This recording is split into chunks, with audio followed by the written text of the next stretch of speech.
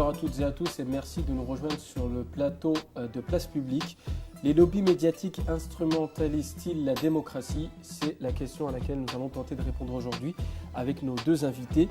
Jean-Baptiste Josso, vous êtes responsable de la communication pour la Fédération Liberté Chérie. Vous êtes notamment fait remarquer lors des grèves étudiantes, des grèves en tout genre. Jean-Philippe Omotunde, vous êtes originaire de la Guadeloupe. Vous êtes chercheur en histoire, enseignant à l'Institut Africamat et cofondateur du site africamat.com. Vous êtes l'auteur notamment de nombreux ouvrages sur l'origine négro-africaine, du savoir grec, les racines africaines de la civilisation européenne, la traite négrière et d'autres thèmes que nous aborderons tout au long de l'émission. Alors je vais commencer avec vous justement, Jean-Philippe.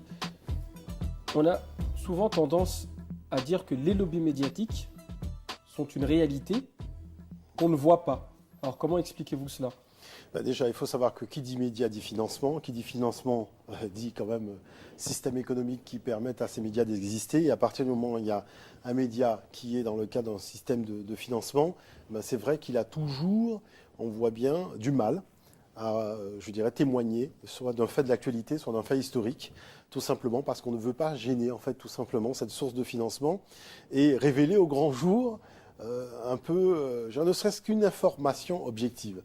Et c'est là où on se rend compte quand même que quand on est dans le cœur de l'action et qu'on voit le reportage qui est présenté à la télévision, on se pose des questions parce qu'on se rend compte, là c'est évident, qu'il se passe quelque chose en tout cas. En tout cas, il y a une volonté de ne pas dire clairement ce qui se passe. Et aussi, malheureusement, les gens qui sont un peu loin, éloignés de l'action et qui voient le reportage, donc ils sont enclins à y croire. Et on a la déformation de la vérité. Mais c'est vraiment un processus qui s'est intensifié avec le développement des médias, que ce soit la radio, la presse ou la télévision, voire même l'Internet. C'est un phénomène véritablement qui prend des mesures quand même assez gigantesques aujourd'hui, puisqu'on est dans le cadre de grandes campagnes internationales de désinformation. Vous avez des gens comme Hugo Chavez, dont on dit qu'il a dit alors qu'il n'a pas dit, puisque c'est un problème de traduction. Et puis on se rend compte que le problème, c'est entre le moment où on dit la chose et le moment où on dément, il y a un temps qui est relativement long, qui peut être de 1 semaine, 2 semaines, 2 mois. Et on se rend compte pendant tout ce temps-là, on se rend compte qu'on s'est fait totalement berner. Voilà pourquoi il est important toujours d'aller à la source et aussi de varier. Alors il y a une deuxième chose qui est importante, c'est le fait de ne pas se limiter à un seul média quand on veut avoir l'information. Il faut véritablement avoir un brassage de médias. Il y a l'univers francophone, mais il faut évoluer. C'est-à-dire qu'il faut aller voir la même information, telle qu'on en a témoigné dans le monde anglo-saxon, telle qu'on en a parlé sur Al Jazeera. Par exemple, vous avez une présence terrain d'Al Jazeera qu'on ne va pas forcément retrouver à l'identique sur CNN. Donc il faut varier les médias de manière à avoir le plus possible une proximité d'information. Il y a une autre source d'information qui est aussi la télévision chinoise. Alors, ce monde asiatique s'est beaucoup développé sur le plan des médias parce qu'ils ont compris aujourd'hui qu'au-delà des guerres traditionnelles que nous avions, nous vivons quand même ce qu'on peut appeler quand même la guerre médiatique. Il ne faut pas se leurrer. Et c'est vrai qu'on voit non seulement des correspondants chinois qui sont beaucoup plus présents sur les événements qui se déroulent à travers le monde, mais il y a cette façon de voir aussi l'information qui est relativement importante.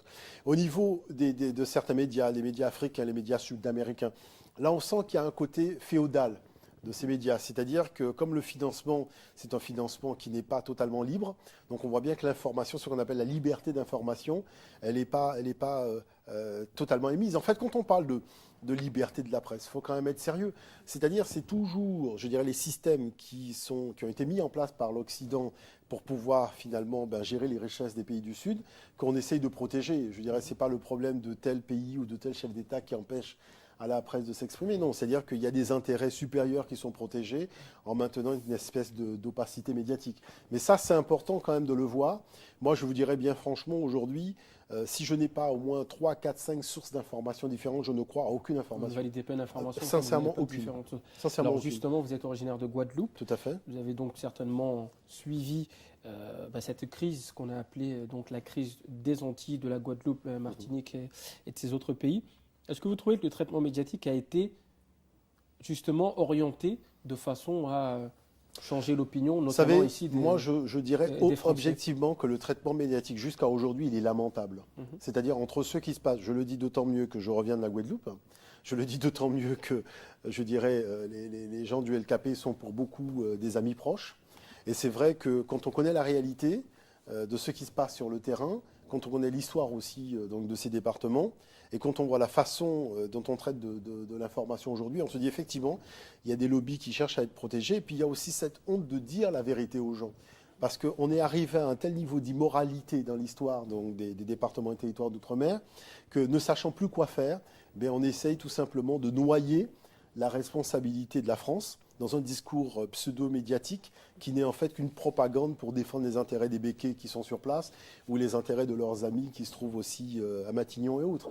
Moi, je vois que, toujours est-il que quand on voit sur Canal+, parce qu'il y a encore des médias qui font encore un peu de résistance, malheureusement ces émissions ne durent pas longtemps, que quelqu'un qui est blanc-béquet de la Martinique qui rentre quand même à l'Élysée sans présenter sa carte d'identité, ce qui n'arriverait sûrement pas si c'était quelqu'un de noir qui venait de la Martinique, c'est-à-dire qui partageait la même origine et qui voulait rentrer à l'Élysée, on se dit quand même que là, c'est la preuve évidente qu'il y a un certain nombre de réseaux qui sont en connexion et qu'on prend aussi les gens en fait pour des demeurés. Mais je me rends compte que même les agriculteurs et les pêcheurs avec lesquels j'ai discuté, ce sont des gens dont on dit qu'ils n'ont pas fait de grandes études, mais je peux vous dire que le niveau de réflexion est très très élevé. Est très élevé. Jean-Baptiste Josso, vous avez justement lancé une fédération qui s'appelle Liberté Chérie. En quoi consiste cette association ? Alors, en fait, le but de Liberté Chérie est un petit peu de venir apporter en tant que boîte à idées ces idées et ces innovations sur le modèle social français et plus particulièrement les thèmes du syndicalisme, de la santé, du logement, de l'enseignement, donc de l'éducation dans un sens plus général, des retraites. Et dans tout ça, ce qui nous fédère, c'est que c'est les préoccupations principales des Français et que c'est des sujets qui sont souvent abandonnés à des minorités de réseau, comme le disait très justement M. Omotunde, à des minorités puissantes médiatiquement, mais à des minorités qui ne sont pas représentatives. Et nous, on va un petit peu chercher la représentativité, on va un petit peu essayer de rapprocher ça, notamment par cette forme de fédération et de comités locaux, chercher cette justification à la base. C'est pour ça qu'on est une fédération en fait, de comités répartis sur toute la France. Il y a des Liberté Chérie existent de manière locale à Dunkerque et à Marseille. Je suis originaire du comité local de Marseille, à Grenoble, en Bretagne, ça existe partout. Et on se fédère sur les grands thèmes nationaux. Parce qu'on a constaté, notamment sur les manifestations et les blocages, qui se font toujours par une minorité au détriment de la majorité, que ce soit les blocages dans les facs, où ceux qui veulent étudier sont empêchés d'aller en cours par une minorité qui le refuse, ou dans les transports, où tous ceux qui veulent aller travailler se voient bloqués dans les transports par une minorité qui veut souvent intervenir sur une convention collective et des intérêts très particuliers et très spéciaux. On se retrouve avec une véritable prise d'otage et une prise d'otage médiatique. Et toujours les mêmes qui on voit au chapitre, qui sont à la tribune et qui donnent une seule vision orientée. Je suis complètement en accord et j'étais très heureux d'entendre M. Moutonnet sur un autre sujet que je maîtrise moins. On a tout le temps la même rengaine, la même sauce qui est servie par les mêmes. Et il y a une récupération médiatique immédiate par quelques-uns, par quelques causes.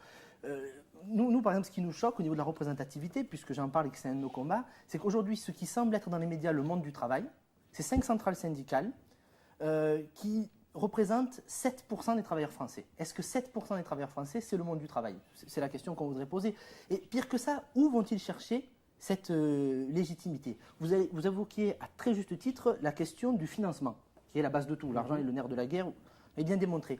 Les syndicats se financent par une loi sur nos impôts. C'est-à-dire qu'ils n'ont pas besoin d'aller chercher des adhérents pour avoir de l'argent, ils n'ont pas besoin de représentativité.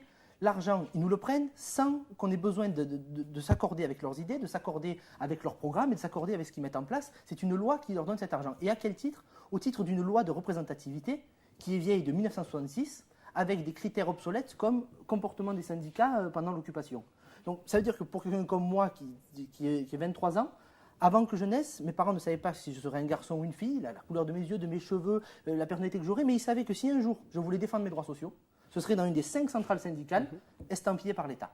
Est-ce que vous pensez justement que les médias survalorisent le rôle de ces syndicats pour leur donner une certaine légitimité ? Complètement, tout à fait, complètement. Il y a une récupération et des réseaux à ce niveau-là qui sont très bien construits. Et on donne une ampleur et on traite sous un angle certaines manifestations qui sont des blocages minoritaires qui n'est pas justifié et qui ne correspond aucunement à la réaction de l'ensemble des travailleurs et des gens qui veulent travailler. On impose des vérités par les médias. Il y a encore un point où je rejoins M. Motoundé, c'est la pluralité des médias.